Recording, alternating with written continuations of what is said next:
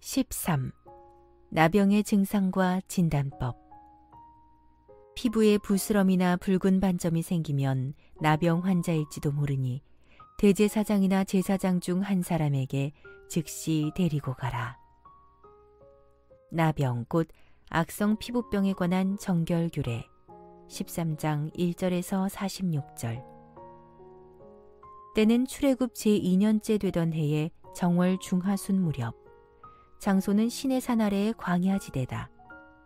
이집트를 떠난 지 만 2달 만에 시내산에 도착한 이스라엘 백성들은 그곳에 장막을 치고 10개월가량 머물고 있는 중이다. 그 기간 동안에 모세와 이스라엘 백성들은 시내산에 강림하신 하나님께로부터 각종 율법을 받았다. 그리고 하나님의 지시에 따라 성막을 건축했다. 이제 성막이 건립되고 제사장 위임식과 취임식까지 마치자 하나님은 이스라엘 백성에게 각종 정결의식에 관한 규례를 알려주셨다. 먼저 식용과 관련하여 모든 동물의 정결과 부정에 관한 규례를 알려주셨고, 이어 아이를 낳은 산모의 정결 규례에 대해서도 알려주셨다. 모세야, 그리고 아론아. 하나님께서 모세와 아론을 성막으로 부르신다. 이번에는 나병에 관한 규례를 알려주시기 위해 부르신 것이다. 뜨거운 지역에 살았던 이스라엘 백성들은 항상 나병을 두려워했고 혐오했다. 당시 이스라엘 백성들은 나병을 죄에 대한 하나님의 형벌로 생각했다. 천형으로 간주했고 치료법도 없다고 믿었다. 인간에게 발병하는 모든 질병 가운데 가장 끔찍한 병이라고 생각했다. 그런데 레위기의 정결규례에 언급된 나병은 오늘날의 의학적 연지에서 살펴볼 때 이른바 한센시 병이라고 칭하는 속칭 문둔병과 동일한 병은 아니다.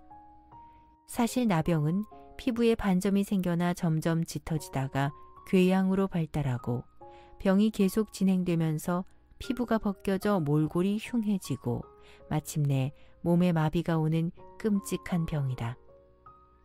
그렇지만 레위기의 정결규례에 언급된 나병은 그러한 실제의 나병을 포함하여 피부가 손상되는 모든 질병을 나병이라 불렀다. 즉, 일반 상피 질환을 비롯해서 곰팡이류에 의한 부식작용까지를 두루 포함하는 포괄적인 말이었다. 따라서 레위기에 언급된 나병은 넓은 의미로 악성 피부병이라고 볼 수 있다. 그러했기에 성경에 언급된 나 환자들 중에는 습진이나 건선처럼 지금은 손쉽게 치료할 수 있는 질병에 걸린 경우도 있었다. 하지만 고대에는 피부병을 치료하기 어려웠고 대부분 전염성이 강했다. 그러므로 나 환자를 사회에서 격리하는 것은 지금 우리에게는 잔인해 보이지만 당시로서는 나름대로 합리적인 조치였다. 특별히 하나님께서 각종 악성 피부병을 나병의 범주에 넣어 그것의 정결규례를 알려주신 것은 나병이 갖는 상징성 때문이다. 인간의 아름다운 창조의 원래 모습을 추악하게 일그러뜨리는 나병은 죄의 추악한 모습을 가장 실제적으로 생생하게 보여주고 있기 때문이다. 그렇다. 인간의 영혼을 추악하게 파괴시키는 죄의 모습이 만일 그 실체를 드러낸다면 그것은 나병이다.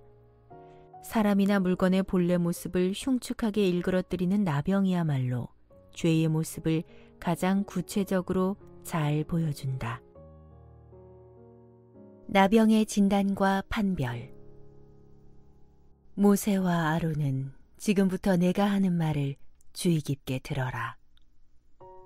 이스라엘의 최고 지도자 모세와 대제사장 아론을 성막으로 부르신 하나님께서는 그들에게 나병에 관한 규례를 자세히 일러주신다. 이스라엘 백성들 중 누구든지 피부에 부스럼이나 뾰루지나 붉은 반점이 생기면 그는 나병 환자일지도 모른다. 그러니 대제사장 아론에게나 제사장인 그의 아들들 중 한 사람에게로 즉시 데리고 가라. 이상하다. 왜 나병 환자를 먼저 의사에게로 데려가지 않고 죄 문제를 다루는 제사장에게로 데리고 간 걸까? 그 이유는 모세율법에서는 나병을 일종의 죄로 보았기 때문이다. 이처럼 레위기의 정결규례는 나병을 의학적인 관점에서가 아니라 종교적인 관점에서 줄곧 관찰하고 있음에 유의하라. 하나님은 계속 말씀하신다. 그러면 제사장은 그 사람의 피부에 생긴 병을 자세히 살펴보아라. 환부에 난 털이 희게 변해 있고 다른 부분보다 우묵하게 들어가 있으면 그것은 나병이다. 이렇게 제사장은 그 사람의 환부를 자세히 살펴본 뒤에 나병으로 최종 판명되면 그 사람을 향해 부정하다 하고 선언해야 하느니라. 당시 하나님 앞에서 이스라엘 백성들의 신앙생활 전반을 책임지고 있는 제사장은 이스라엘 공동체의 영적 건강을 관리했다. 그래서 제사장은 환자의 피부 상태를 면밀하게 진단한 뒤 나병의 진위 여부를 가려 부정한 자들을 판별했다. 그런 뒤 그들이 얼마 동안이나 이스라엘 진영에서 격리되어 있어야 하는지를 결정했다. 또한 그들의 나병이 낫게 되면 그들을 이스라엘 공동체 일원으로 다시 복귀시키는 데 필요한 정결 절차를 밟았다. 제사장이 환자의 나병 여부를 판단하는 기준은 이러했다. 제사장이 환자의 환부를 자세히 살펴본 결과 1. 환부의 검은 털이 희게 변했고 2. 환부의 피부가 다른 곳보다 우묵하게 되었다면 즉 이 같은 두 가지 경우를 다 갖춘 때에는 나병으로 진단했다. 나병 환자로 최종 진단되면 제사장은 그를 향해 부정하다, 즉 히브리어로 타메 하고 선언한 뒤에 즉시 이스라엘 진영 밖으로 그 사람을 격리시켜야 했다.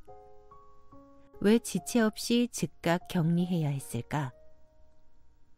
이스라엘 진영 안에는 지극히 거룩하신 하나님의 지상 임재의 처소인 성막이 있는 곳이므로 부정한 자가 거룩한 영역 안에 잠시라도 머물러서는 안 되었기 때문이다. 이런 경우도 있다. 환자를 살펴보았지만 나병 증상이 확실치 않은 경우 제사장은 그 환자를 이스라엘 진영 내에서 1차로 7일간 격리 수용하여 진찰해야 했다. 그래도 계속 미심쩍은 경우에는 2차로 다시 7일간 격리 수용하여 아주 신중하게 진찰해야 했다. 멀쩡한 사람을 진단착오로 진영에서 추방해도 안 되었고 환자인데도 그냥 방치함으로써 나중에 그 사람이 인격모독을 당하거나 비참하게 돌멩이를 맞으며 짐승처럼 쫓겨나는 일도 없어야 했다.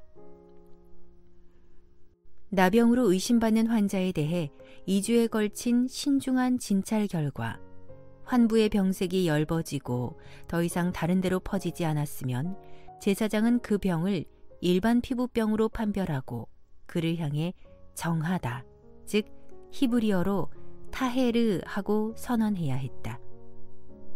그러면 그 환자는 입었던 옷을 빨아야 했고 그런 뒤에 이스라엘 공동체 사회 안으로 들어가 정상적인 생활을 영위할 수 있었다.